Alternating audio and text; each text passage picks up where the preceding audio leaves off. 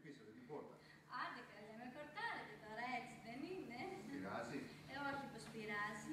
Πείτε μου κάτι, με είχατε δει ποτέ που αργοκατέβαινα? Εγώ προσωπικά όχι ποτέ.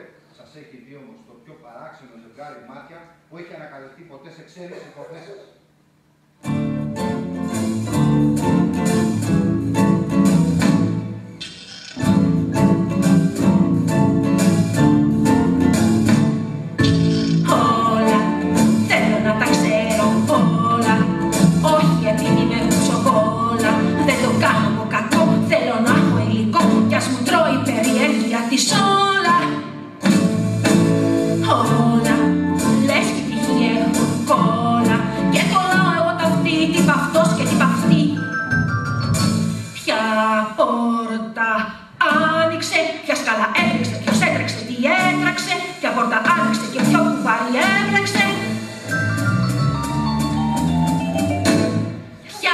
Διάπλωσε τα ρούχα στην ταράτσα.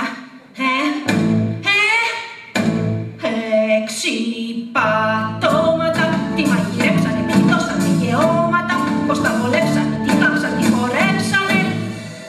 Βρε Βάσια είμαι κατά βάθος μια κυράτσα, διότι όλα θέλω να τα ξέρω όλα. Δεν με νοιάζει αυτή η φρατζόλα. Το δικό μου το ψωμί είναι η κάθε μια στιγμή που θα λύσω τα μυστήριά τους.